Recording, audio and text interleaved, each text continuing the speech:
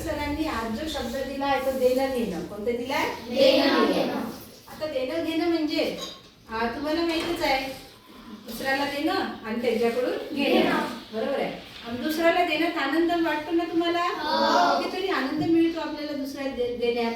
मग आपण देतो तसंच आपल्याला मिळत असते. आपल्या मित्राला आपण सहकार्य करतो ना, तो आपल्याला करते. एका मुलाला मी परीक्षेच्या वेळेस मदत केली तर त्यानं मला खेळण्यात मदत केली आहे ना. तुम्हाला देण्या घेण्याविषयी एक मुंगीचं उदाहरण नेहमी गोष्ट सांगत असते आपल्या शाळेत. मुंगीचं उदाहरण ऐकले का तुम्ही? एक गोष्ट सांगितलेली, तुम्हाला जर इथं आठवत असेल तर कोणी पुढे येऊन सांगा. मुंगीची पान टाकते, ती सहकार्य कशी करते, मग त्या पानावर ती येते है ना. ही गोष्ट आहे मुंगीची. म्हणजे एकमेकाला प्राणी सुद्धा सहकार्य करतात. आपणच काय मानव, पण प्राणी सुद्धा, छोटे छोटे प्राणी एकमेकाला सहकार्य करत असतात. त्यांनाही मन असते, भावना असते, सगळे त्यांच्या मनात काही कल्पना असते नवीन नवीन. तर देणं घेणं शिक्षक तुम्हाला शिकवतात, मग तुम्ही त्याच्याबद्दल मध्ये काय करतात? तुम्ही त्यांचा सन्मान करता ना. शिक्षक तुम्हाला शिकवते तर तुम्ही त्यांचा सन्मान करता. आई वडील तुमचं पालन पोषण करते, संरक्षण करते, शिक्षण देते, तर तुम्ही त्यांचं काय करता? त्यांचा सन्मान करता, त्यांचा रिस्पेक्ट ठेवता, त्यांच्यासाठी काहीतरी चांगलं कार्य करता. हां, नंतर मित्र तुम्हाला काहीतरी देते तर मित्रासाठी तुम्ही काय करता? त्याला सुद्धा मदत करता. खरा मित्र कोणता असते? जो चुकलेले पाहून दुरुस्त करते, आपले चुकलेला मार्ग सांगते, काही तुझा चुकला तू असा कर, तो आपला खरा मित्र.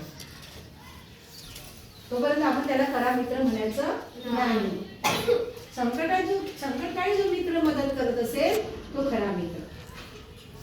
देणं घेणं हे चालूच असते. आपण दुसऱ्याला मदत करणे, दुसरे आपल्याला मदत करते. देणं घेण्याने काय होते?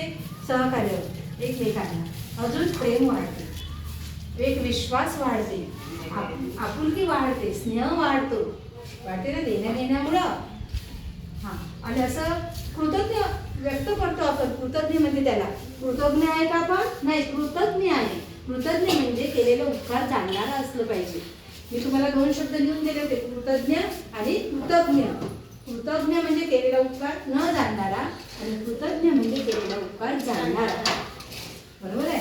म्हणजे आपण तसं कृतज्ञ असलं पाहिजे सर्वांविषयी. मॅडमनं आपल्याला आयुष्यामध्ये पूर्ण वर्षभर शिकवलं, आज निरोप समारंभामध्ये आपले विद्यार्थी सांगणार आहे, तर त्यांचं काय आहे? मग आम्हाला तुमच्याकडून काहीच अपेक्षा नाही, फक्त अपेक्षा तुमचं देणं काय आहे? आमचा सन्मान करणं, शिक्षकांचा सन्मान करणं.